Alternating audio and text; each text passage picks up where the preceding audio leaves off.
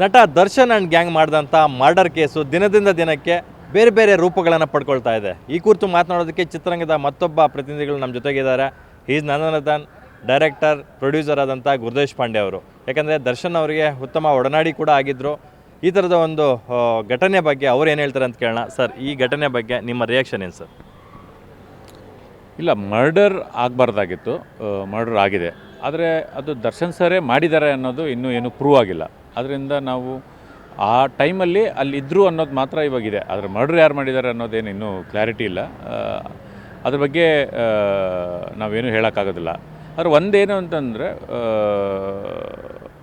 ಆಗಬಾರ್ದಾಗಿತ್ತು ಅನ್ನೋದು ಮಾತ್ರ ನಾನು ಡೆಫಿನೆಟಾಗಿ ಹೇಳ್ತೀನಿ. ಯಾಕೆಂತಂದರೆ ಮರ್ಡರ್ ಹಂತದವರೆಗೂ ಹೋಗಬಾರ್ದು.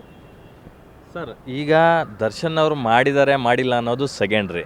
ಆದರೆ ನಟ ದರ್ಶನ್ ಅವ್ರು ಹೇಳ್ದಿರೇ ರೇಣುಕಾಸ್ವಾಮಿ ಚಿತ್ರದುರ್ಗದಿಂದ ಬೆಂಗಳೂರಿಗೆ ಬಂದುಬಿಟ್ರೆ ಸರ್. ದರ್ಶನ್ ಅವ್ರು ಹೇಳ್ದಿರೇ ದರ್ಶನ್ ಅವ್ರ ಮನೆಗೆ ರೇಣುಕಾಸ್ವಾಮಿ ಹೋದ್ರ ಸರ್. ದರ್ಶನ್ ಅವ್ರು ಹೇಳ್ದಿರೇ ಆ ಪಟ್ಟಣಗೆರೆ ಶೆಡ್ಗೆ ಹೋದ್ರ ಸರ್ ರೇಣುಕಾಸ್ವಾಮಿ ಅಂತಕ್ಕಂಥದ್ದು. ದರ್ಶನ್ ಅವ್ರು ಹೇಳ್ದಿರೇ ಅವರ ಡೆಡ್ ಬಾಡಿನ ವಿಲೇವರಿ ಮಾಡೋದಕ್ಕೆ ಒಂದು 3 ಜನ ಬರ್ತಾರೆ. ದರ್ಶನ್ ಅವ್ರು ಹೇಳ್ದಿರೇ ಒಂದು 3 ಅಪ್ರೂವರ್ ಆಗಕ್ಕೆ ಹೋಗ್ತಾರೆ. ಇಲ್ಲ, ಇದೆಲ್ಲ ದರ್ಶನ್ ಅವರೇ ಮಾಡಿದ್ದಾರೆ ಅನ್ನೋದಕ್ಕೇನು ಇನ್ನೂ ಪ್ರೂವ್ ಆಗಿಲ್ವಲ್ಲ. ಅದನ್ನೆಲ್ಲ ಯಾಕೆ ಇಷ್ಟು ಬೇಗ ಡಿಸೈಡ್ ನಾವು ತೊಗೋಬೇಕು ಹೇಳಿ? ಇದೆಲ್ಲ ದರ್ಶನ್ ಅವರೇ ಮಾಡಿದ್ದಾರೆ ಅನ್ನೋದಕ್ಕೆ ಯಾಕೆ ನಾವೆಲ್ಲ ಡಿಸಿಷನ್ ತೊಗೋಬೇಕು? 2 ವಿಷಯ ತುಂಬ ಸ್ಪಷ್ಟವಾಗಿ ಹೇಳ್ತೇನೆ ನಾನು. ಒಂದು ವಿಷಯ ಏನು ಅಂತಂದರೆ, ನಾವು ದರ್ಶನ್ ಸರ್ ಮಾಡಿದ್ದಾರೆ ಅಂತ ನಾವು ಎಷ್ಟು ಹೇಳ್ತಾ ಇದ್ದೀವಲ್ವ, ಅಷ್ಟೇ ಬಂದ್ಬಿಟ್ಟು ಅಪೋಸಿಟ್ ಇರೋನು ಏನು ಮಾಡಿದ್ದಾನೆ ಅನ್ನೋದನ್ನು ಸಾಕ್ಷಿಗಳನ್ನ ಹುಡುಕಿ ಅವನು ಏನೇನೆಲ್ಲ ಕೃತ್ಯಗಳನ್ನು ಮಾಡಿದ್ದಾನೆ ಅನ್ನೋದನ್ನು ನಿಮ್ಮ ಮಾಧ್ಯಮದ ಮೂಲಕ ಅದನ್ನು ಹೇಳಬೇಕಾಗಿರುವಂಥದ್ದು ನಿಮ್ಮ ಕರ್ತವ್ಯ ಆ್ಯಕ್ಚುಲಿ. ಅದು ಅಂದರೆ ಯಾವುದೇ ಒಂದು ಕೇಸನ್ನು ಒಂದೇ ಆ್ಯಂಗಲಲ್ಲಿ ನೋಡಬಾರ್ದು. ಕೇಸುಗಳನ್ನು ನಾವು ಹಲವಾರು ಸಿನಿಮಾಗಳನ್ನು ನೋಡಿರ್ತೀವಿ. ಇವಾಗ ದೃಶ್ಯ ಸಿನಿಮಾನೇ ನಾವು ನೋಡಿರ್ತೀವಿ. ದೃಶ್ಯ ಸಿನಿಮಾ ನೋಡಿದಾಗ ನಿಮಗೆ ಆ್ಯಂಗಲ್ಗಳು ಬೇರೆ ಇರುತ್ತೆ, ಒಬ್ಬೊಬ್ಬನ ಆ್ಯಂಗಲ್ಲೇ ಬೇರೆ ಇರುತ್ತೆ. ಅದರಿಂದ ಒಂದು ಕೇಸು ಬರೀ ಒಬ್ಬನ ದೃಷ್ಟಿಯಲ್ಲೇ ನೋಡಬಾರ್ದು, ಅಪೋಸಿಟ್ ದೃಷ್ಟಿಯಲ್ಲೂ ಆ ಕೇಸನ್ನ ನೋಡಬೇಕು ಅನ್ನೋದು ನನ್ನ. Exactly sir. ರೇಣುಕಾಸ್ವಾಮಿ ಮಾಡಿರ್ತಕ್ಕಂತಹ ತಪ್ಪನ್ನು ಯಾರೂ ಸಮ್ಮತಿಸ್ಕೊಳ್ಳೋಕ್ಕಾಗಲ್ಲ. ಯಾಕಂದರೆ ಯಾರಿಗೇ ಆಗಲಿ ಆ ಥರದ ಒಂದು ನಗ್ನ ಚಿತ್ರಗಳನ್ನು ಕಳಿಸೋದು ಅಕ್ಷರಶಃ ತಪ್ಪು. ಅದು ಕಾನೂನಾತ್ಮಕವಾಗಿಯೂ ತಪ್ಪು. ಅದು ರೇಣುಕಾಸ್ವಾಮಿನೇ ಅಲ್ಲ, ಯಾರೇ ಮಾಡಿದ್ರೂ ತಪ್ಪು. ಆದರೆ ರೇಣುಕಾಸ್ವಾಮಿ ಆ ಫೋಟೋಗಳನ್ನು ಮೊದಲು ವಾಟ್ಸಪ್ ಅಥವಾ ಇನ್ಸ್ಟಾ ಮೆಸೆಂಜರಲ್ಲಿ ಕಳಿಸ್ತಾ ಇದ್ರಂತೆ. ಅದಾದ ನಂತರ ವಾಟ್ಸಪ್ ಮೆಸೇಜಲ್ಲೂ ಕಳ್ಸೋಕ್ಕೆ ಶುರು ಮಾಡಿದ್ರಂತೆ. ಆದರೆ ಅವರಿಗೆ ವಾಟ್ಸಪ್ಪಲ್ಲಿ ಕಳಿಸೋದಕ್ಕೆ ಪ್ರಚೋದನೆ ಮಾಡಿದ್ಯಾರು ಅನ್ನೋದು ಕೂಡ ಬಯಲಿಗೆ ಬರಬೇಕಿದೆ. ಇಲ್ಲ, ಅದೇನೇ ಹೇಳ್ತಾರೆ. ನನಗೆ ನೋಡಿ, ನಾನು ದರ್ಶನ್ ಸರ್ಗೆ ಸ್ನೇಹಿತರಾಗಿ ಅವ್ರ ಜೊತೆ ಸ್ವಲ್ಪ ಒಡನಾಟ ಇಟ್ಕೊಂಡು ಅವರು ಸಾಕಷ್ಟು ಸತಿ ನಮ್ಮ ಸಿನಿಮಾಗಳಿಗೆ ನಾನು ಮಾಡಿರೋಂಥ ಪಡ್ಡೆವಲಿ ಇರ್ಬೋದು, ನಾನು ಮಾಡಿರೋಂಥ ಜೆಂಟ್ಲ್ಮನ್ ಇರ್ಬೋದು, ಪ್ರತಿ ಸತಿ ನಮ್ಮ ಸಿನಿಮಾಗಳಿಗೆ ತುಂಬ ಸಪೋರ್ಟ್ ಮಾಡ್ಕೊಂಡು ಬಂದಿದ್ದಾರೆ. ನಮ್ಮ ಜೊತೆ ಪ್ರತಿ ಹಂತದಲ್ಲೂ ತುಂಬ ಒಳ್ಳೆ ರೀತಿಯಲ್ಲೇ ನಡ್ಕೊಂಡಿದ್ದಾರೆ. ಪ್ರತಿ ಸತಿ ಸೆಟ್ಟಿಗೆ ಹೋದಾಗಲೂ ಇರ್ಬೋದು, ಪ್ರತಿ ಸತಿ ಅವ್ರನ್ನ ಮೀಟ್ ಮಾಡಿದಾಗಲೂ ಇದ್ದಾಗಲೂ ಪ್ರತಿ ಸತಿ ನಮ್ಮ ಹತ್ರ ಅವರು ಒಳ್ಳೆ ರೀತಿಯಲ್ಲಿ, ತುಂಬ ಒಳ್ಳೆ ರೀತಿಯಲ್ಲಿ ನಮ್ಮನ್ನು ಅವರು ನಡೆಸ್ಕೊಂಡಿದ್ದಾರೆ.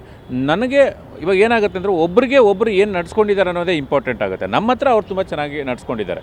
ಅದರಿಂದ ಅವ್ರು ಕೆಟ್ಟವರು ಅಂತ ನಾನು ಹೆಂಗೆ ಹೇಳೋಕ್ಕಾಗುತ್ತೆ? ಅದರಿಂದ ಕೇಸನ್ನ ಬೇರೆ ಬೇರೆ ಆ್ಯಂಗಲ್ಗಳಲ್ಲಿ ಮಾಡಬೇಕು. ಇನ್ನೊಂದು, ಉಪೇಂದ್ರ ಸರ್ ನಿನ್ನೆ ಒಂದು ಮಾತು ಹೇಳಿದ್ದಾರೆ. ಏನೇ ಇಷ್ಟು ದೊಡ್ಡ ಸೆಲೆಬ್ರಿಟಿ ಇದ್ದಾನೆ, ಆ ಕೇಸು ತುಂಬ ಪಾರದರ್ಶಕವಾಗಿ ಇರಬೇಕು. ಪ್ರತಿಯೊಂದು ಏನೋ ಅವ್ರದ್ದು ಇನ್ವೆಸ್ಟಿಗೇಷನ್ ಮಾಡ್ತಾರೆ ಅದೆಲ್ಲ ಲೈವಲ್ಲಿ ಮಾಡ್ಬೋದು. ಅದನ್ನೆಲ್ಲ ಆ ಥರದ್ದು ಬೆಳವಣಿಗೆಗಳಾದರೆ ಜನರು ನಿಜವಾಗ್ಲೂ ಈ ಥರ ಆರು ಮಾಡಿದ್ರಂತೆ, ಇವ್ರು ಮಾಡಿದ್ರಂತೆ, ಹಿಂಗೆ ಮಾಡಿದ್ರಂತೆ, ಈ ಥರ ಎಲ್ಲ ವಿಷಯಗಳನ್ನು ನಾವು ಬೇರೆ ಬೇರೆ ರೂಟ್ಗಳಲ್ಲಿ ಹೋಗೋದನ್ನು ಬಿಟ್ಬಿಟ್ಟು ಪರ್ಟಿಕ್ಯುಲರಾಗಿ ಏನು ಕೇಸ್ ನಡೀತಾ ಇದೆ. ಯಾಕೆಂದರೆ ಇಲ್ಲಿ ಕೂತ್ಕೊಂಡು ಏನು ಬೇಕಾದರೂ ಮಾತಾಡ್ಬೋದು ನಾವು. ಅದು ಹಂಗಾಗಿತ್ತಂತೆ, ದರ್ಶನ್ ಅವ್ರು ಹಿಂಗೆ ಮಾಡಿದ್ರಂತೆ, ಅವ್ರದ್ದು ವಿಡಿಯೋ ಇದೆ ಅಂತೆ, ಏನೇನೆಲ್ಲ ಮಾತಾಡ್ಬೋದು. ಆದರೆ ಅದು ಏನು ಗೊತ್ತಿದೆ ಪೊಲೀಸ್ ಡಿಪಾರ್ಟ್ಮೆಂಟಿಗೆ ಗೊತ್ತಿದೆ. ಅವರು ಕ್ಲಾರಿಟಿಯಾಗಿ ಡೈಲಿ ಒಂದೊಂದು ಅಟ್ಲೀಸ್ಟ್ ಏನು ನಡೀತಾ ಇದೆ ಒಳಗಡೆ ಅನ್ನೋದನ್ನು ಡೈಲಿ ಒಂದೊಂದು ಕೊಟ್ಟರೆ, ಇಷ್ಟು ದೊಡ್ಡ ಮೀಡಿಯಾ ತುಂಬ ಅವ್ರ ಮೇಲೆ ಏನೇನೋ ನೆಗೆಟಿವ್ ಹೇಳ್ತಾ ಇದ್ದಾರೆ. ಏನು ಫ್ರ್ಯಾಂಕಾಗಿ ನಡೀತಾ ಇದೆ ಅನ್ನೋದು ಪೊಲೀಸ್ ಡಿಪಾರ್ಟ್ಮೆಂಟ್ ಅವರು ಡೈಲಿ ಒಂದೊಂದು ಪ್ರೆಸ್ ಮೀಟ್ನ ಮಾಡಿ ಇವತ್ತಿನ ಅಪ್ಡೇಟ್ ಏನು ಅನ್ನೋದನ್ನು ಹೇಳಿದ್ರೆ ತುಂಬ ಬೆಟ್ರು ಅಂತ ಅನಿಸುತ್ತೆ ನನಗೆ. ಹೌದು ಸರ್, ಉಪೇಂದ್ರ ಸರ್ ಅದನ್ನು ಪೊಲೀಸ್ ಡಿಪಾರ್ಟ್ಮೆಂಟ್ ಅಕ್ಸೆಪ್ಟ್ ಮಾಡಬೇಕಲ್ವಾ, ಕಾನೂನು ಅಕ್ಸೆಪ್ಟ್ ಮಾಡಬೇಕಲ್ವಾ? ಯಾಕಂತಂದರೆ ಯಾರೋ ಒಬ್ಬರು ಹಾಸ್ಪಿಟಲಲ್ಲಿ ಅಡ್ಮಿಟ್ ಆಗಿದ್ದಾರೆ ಅಂತಂದರೆ ಅವ್ರದ್ದು ಸ್ಥಿತಿಗತಿ ಈಗ ಹೇಗಿದೆ, ಅವ್ರ ಇಂಪ್ರೂವೈಸೇಷನ್ ಆಗಿದೆ ಇಲ್ವಾ ಅಂತಕ್ಕಂಥದ್ದು ಹೆಲ್ತ್ ಬುಲೆಟಿನ್ ಮೂಲಕ ತಿಳ್ಕೊಳ್ತಾ ಇದ್ವಿ ನಾವು. ಈ ಥರ ಸೆನ್ಸಿಟಿವ್ ಕೇಸ್ನ ತೆರೆದ ಪುಸ್ತಕದಂತೆ ಎಲ್ಲರ ಮುಂದೆ ತೆರೆದಿರ್ತಕ್ಕಂಥದ್ದು ಎಷ್ಟು ಮಟ್ಟಿಗೆ ಸಮಂಜಸ ಅಂತಕ್ಕಂಥದ್ದು? ಇಲ್ಲ, ಗೊತ್ತಿಲ್ಲ. ಅದು ಕೋರ್ಟ್ ಲಾ ಏನು ಹೇಳುತ್ತೆ ಅಂತ ನನಗೆ ಗೊತ್ತಿಲ್ಲ. ನಾನು ಅಷ್ಟು LLB ಅಂತ ನಾನು ಓದಿಲ್ಲ, ನನಗೆ ಅಷ್ಟು ದೊಡ್ಡ ಮಾಹಿತಿ ಇಲ್ಲ. ನಮ್ಮ ನಾನೇನು ಆ್ಯಸ್ ಎ ಆಡಿಯನ್ ಆಗಿ ಆಜ್ ದಿನ ಟಿ ವಿಯಲ್ಲಿ 24 ಅವರ್ಸ್ ಇವಾಗ ಇದೇ ಬರ್ತಾ ಇದೆ ನಮಗೆ. ಮ್ಯಾಕ್ಸಿಮಮ್ ಎಲ್ಲ ಚಾನಲ್ಗಳಲ್ಲೂ ಇದೇ ಸುದ್ದಿನೇ ಹಾಕ್ತಾ ಇದ್ದಾರೆ. ಯಾವುದಾದ್ರೂ ಒಂದು ಒಳ್ಳೆ ಬೆಳವಣಿಗೆ ಇದ್ರೂ ಹಾಕ್ತಾ ಇಲ್ಲ, ಆ್ಯಕ್ಚುಲಿ ಇದೇ ಸುದ್ದಿನೇ ಎಲ್ಲ ಕಡೆ ಹೋಗ್ತಾ ಇದೆ. ಆದ್ದರಿಂದ ಇಷ್ಟು ಅವ್ರ ಹಿಂದೆನೇ ಬಿದ್ದು ಅದನ್ನೇ ಎಲ್ಲ ಮಾಡೋ ಬದಲು ಏನು ಆ್ಯಕ್ಚುಲಿ ನಡೀತಾ ಇದೆ ಅನ್ನೋದನ್ನು ಆಡಿಯನ್ಸಿಗೆ ಹೇಳಬೇಕು. ನೋಡಿ, ಆ್ಯಂಗಲ್ ನೀವು ಒಂದು ಯಾವುದೋ ಒಂದು ಬಿಚ್ಚಿಡ್ತೀರ, ಅದ್ರ ಹಿಂದೆ ಏನೇನೋ ಹೇಳ್ತಾರೆ ಎಲ್ಲ.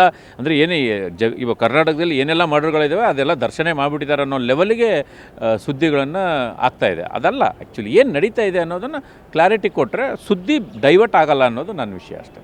ಓಕೆ ಸರ್, ಈಗ ರೇಣುಕಾಸ್ವಾಮಿ ಅವರ ಒಂದು ಹತ್ಯೆ ಪ್ರಕರಣನ ನಾವು ಅವಲೋಕಿಸಿದಾಗ ಅವರ ಕುಟುಂಬನ ನೋಡಿದ್ರೆ ಎಲ್ಲೋ ಒಂದು ಕಡೆ ತುಂಬ ಮನಸ್ಸಿಗೆ ನೋವಾಗುತ್ತೆ. ಅವರ ಪತ್ನಿ ಇರ್ಬೋದು, ತಂದೆ ತಾಯಿಯ ಒಂದು ನೋವು, ಅಳಲು, ತೊಳಲಾಟಗಳನ್ನು ನೋಡಿದಾಗ ಅಯ್ಯೋ ಅನಿಸುತ್ತೆ. ಇದು 100% ಮರ್ಡರ್ ಈಸ್ ವೆರಿ ಅಫೆನ್ಸ್, ಅದ್ರ ಬಗ್ಗೆ ಏನೂ ಡೌಟೇ ಇಲ್ಲ. ಯಾರು ಮರ್ಡರ್ ಮಾಡಿದ್ದಾರೆ ಅವ್ರಿಗೆ ಶಿಕ್ಷೆ ಆಗಲೇಬೇಕು. ಅದ್ರ ಬಗ್ಗೆ ನಾನು ದರ್ಶನ್ ಸರ್ಗೆ ನನಗೆ ಫ್ರೆಂಡು ಇಲ್ಲ ದರ್ಶನ್ ಸರ್ ನಂಗೆ ತುಂಬ ಬೇಕಾಗಿದ್ದಾರೋ ಅನ್ನೋದಕ್ಕೋಸ್ಕರ ನಾನು ಇದನ್ನು ಹೇಳ್ತಾ ಇಲ್ಲ. ಯಾರು ಅದನ್ನು ನಿಜವಾಗ್ಲೂ ಮರ್ಡರ್ ಮಾಡಿದ್ದಾರೆ ಅವ್ರಿಗೆ ಶಿಕ್ಷೆ ಆಗಲೇಬೇಕು. ಇನ್ನೊಂದು ವಿಷಯ ಏನು ಅಂತಂದರೆ, ಅವರು ತುಂಬ ಸಂಕಷ್ಟದಲ್ಲಿದ್ದಾರೆ ಅಂತಂದರೆ ದರ್ಶನ್ ಸರ್ ಫ್ಯಾನ್ಸು ತುಂಬ ಒಳ್ಳೊಳ್ಳೆ ಕೆಲಸಗಳನ್ನು ಮಾಡಿದ್ದಾರೆ. ಮೊನ್ನೆ ಅರ್ಜುನ ಇದು ಮಾಡಿದರು, ಆನೆದು ಸಮಾಧಿ ಕಟ್ಟಿದರು. ಈ ಥರದ್ದು ದರ್ಶನ್ ಸರ್ ಫ್ಯಾನ್ಸು ತುಂಬ ಒಳ್ಳೊಳ್ಳೆ ಕೆಲಸ ಮಾಡಿದ್ದಾರೆ. ಇವಾಗ ದರ್ಶನ್ ಸರ್ದು ಇದೇ ವರ್ಷ ಒಂದು ಸಿನಿಮಾ ರಿಲೀಸ್ ಆದರೆ ನಾವು ಹೋಗಿ ಸಿನಿಮಾ ನೋಡ್ತೀವಿ, 500 ರೂಪಾಯಿ 200 ರೂಪಾಯಿ 300 ರೂಪಾಯಿ ಎಲ್ಲ ಹಾಕಿ ಅದಕ್ಕೆ ಸ್ಪೆಂಡ್ ಮಾಡ್ತೀವಿ. ಆ ಥರದ್ದನ್ನು ಈ ಥರ ಒಂದು ಆಗಿದೆ ಅನ್ನೋದಕ್ಕೋಸ್ಕರ ಅವರು ಸಂಕಷ್ಟಕ್ಕೆ ಸಹಾಯ ಮಾಡೋದಾದರೆ ಅವ್ರ ಫ್ಯಾನ್ಸ್ ಎಲ್ಲ ಸೇರಿಕೊಂಡು ಒಂದು ಸಂಕಷ್ಟಕ್ಕೆ ಅವ್ರಿಗೆ ಸಹಾಯ ಮಾಡಬೇಕು ಈ ಪರಿಸ್ಥಿತಿಯಲ್ಲಿ. ಮತ್ತು ಏನೇ ದುಡ್ಡು ಕೊಡ್ತೀವಿ ಅಂದರೆ ಮಗನಂತರೂ ಕೊಡೋಕ್ಕಾಗಲ್ಲ ನಮ್ಮ ಕೈಯಲ್ಲಿ. ಆ ಶಕ್ತಿ ಬರ್ಸೋಂಥ ಪ್ರಾರ್ಥನೆ ನಾವು ದೇವ್ರ ಹತ್ರ ಮಾಡ್ಕೋಬೇಕು. ಅದು ನಿಜವಾಗ್ಲೂ ತಡ್ಕೊಳ್ಳುತ್ತೆ.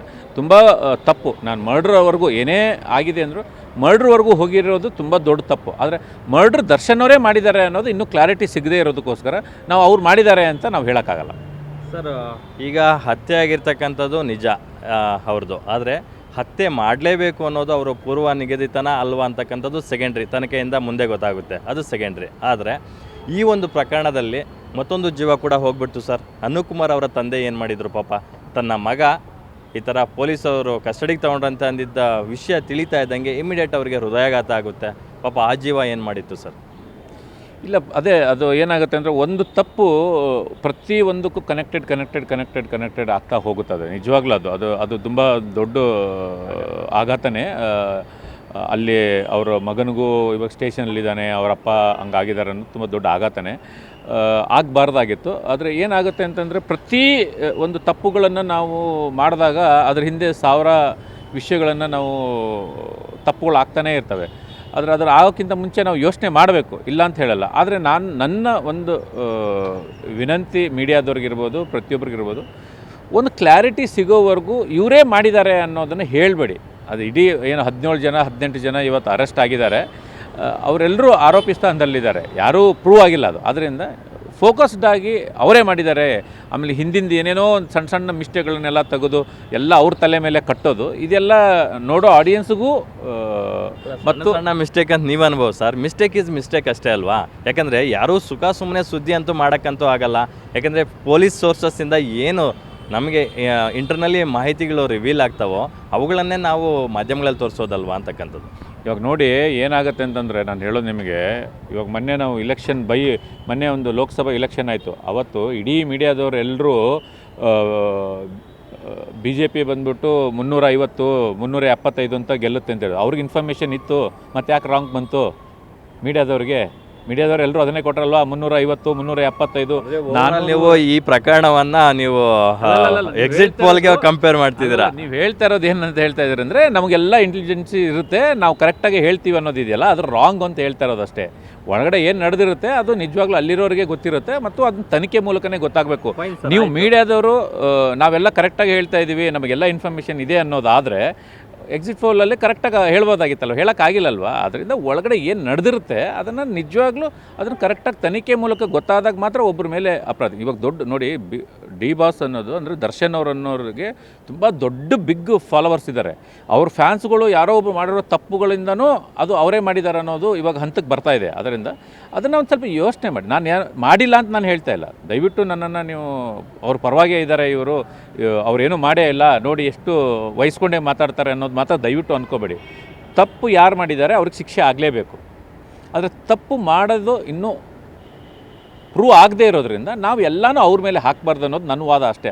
ಸರ್, ಆರೋಪ ಸಾಬೀತಾಗೋದು ಸೆಕೆಂಡ್ರಿ. ಈಗ ಆರೋಪ ಬಂದಿರೋದಂತೂ ನಿಜ. ಇದು ಕನ್ನಡ ಚಿತ್ರರಂಗಕ್ಕೆ ಒಂದು ಕಪ್ಪು ಚುಕ್ಕೆ ಆಗಿರ್ತಕ್ಕಂಥದ್ದು. ಈಗ ಕನ್ನಡ ಚಿತ್ರರಂಗಕ್ಕೂ ಒಂದು ಕ್ಲೀನ್ ಚಿಟ್ ಸಿಗಬೇಕಿದೆ. ಸುದೀಪ್ ಸರ್ ಮನೆ ಮಾತಾಡ್ತಾ ಹೇಳ್ತಾ ಇದ್ರು, ಇದು ನನಗೂ ಸರಿ ಅನಿಸ್ತಾ ಇಲ್ಲ, ಇಂಡಸ್ಟ್ರಿಗೂ ಸರಿ ಅನಿಸ್ತಾ ಇಲ್ಲ, something is fishy.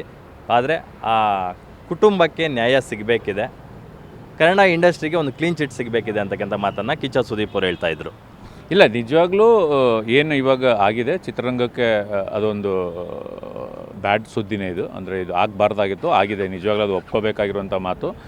Sudeep sir ಸರಿಯಾಗಿ ಹೇಳಿದ್ದಾರೆ, ಇಲ್ಲ ಅಂತ ನಾನು ಹೇಳ್ತಾ ಇಲ್ಲ. ಆದರೆ ಇದು ಏನು ನಮ್ಮ ಕನ್ನಡ ಇಂಡಸ್ಟ್ರಿಯಲ್ಲೇ ಫಸ್ಟ್ ಏನು ಆಗಿಲ್ಲ, ಬೇರೆ ಬೇರೆ ಇಂಡಸ್ಟ್ರಿಗಳಲ್ಲೂ ಈ ಥರದ್ದು ವಿಷಯಗಳು ಆಗಿದ್ದಾವೆ. ಅದರಿಂದ ಹೊರಗಡೆ ಬರ್ತಾರೆ ದರ್ಶನ್ ಸರ್ ಅಂತ ಅನಿಸುತ್ತೆ ನನಗೆ. ಆದಷ್ಟು ಬೇಗ ನ್ಯಾಯ ಏನಾಗಿದೆ ಆ ಮರ್ಡ್ರು ಅದಕ್ಕೆ ತಕ್ಕಾದಂಥ ಯಾರಿಗಾದರೂ ಇರ್ಬೋದು, ಯಾರೆಲ್ಲ ತಪ್ಪು ಮಾಡಿದ್ದಾರೆ ಅವರಿಗೆ ಕರೆಕ್ಟಾದಂಥ ಶಿಕ್ಷೆ ಕೊಡಲಿ. ದಯವಿಟ್ಟು ನಾನು ಇಷ್ಟೆಲ್ಲ ಮಾತಾಡ್ತಾಯಿದ್ದೀನಿ ಅಂದರೆ ಬರೀ ದರ್ಶನ್ ಸರ್ ಪರವಾಗೇ ಮಾತಾಡ್ತಾ ಇದ್ದೀನಿ ಅಂತಲ್ಲ, ನಾನು ರೇಣುಕಾ ಸ್ವಾಮಿ ಪರವಾಗೂ ಅವ್ರ ಮನೆಯವ್ರ ಪರವಾಗೂ ನಾನು ಮಾತಾಡ್ತಾಯಿದ್ದೀನಿ.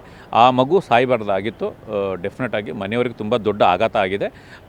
ನಿಜವಾಗ್ಲೂ ಅದು ದೊಡ್ಡ ಅವರಿಗೆ ಲಾಸನ್ನೇ ಅದು ಆಗಬಾರ್ದಾಗಿತ್ತು. ಆದ್ದರಿಂದ ನಾನು ದರ್ಶನ್ ಸರ್ ಪರಿಚಯದವನು ಇಲ್ಲ ಅವರ ಸ್ನೇಹಿತನೋ ಆಗಿ ಅವ್ರಿಗೊಬ್ಬರಿಗೆ ವಹಿಸ್ಕೊಳ್ತಾ ಇಲ್ಲ, ಇದು ಆಗಲೇಬಾರ್ದಾಗಿತ್ತು. ಆದರೆ ನನ್ನ ವಿನಂತಿ ಏನು ಅಂತಂದರೆ ಒನ್ ಸೈಡ್ ಆಗಿರಬಾರ್ದು ಈ ಕೇಸು.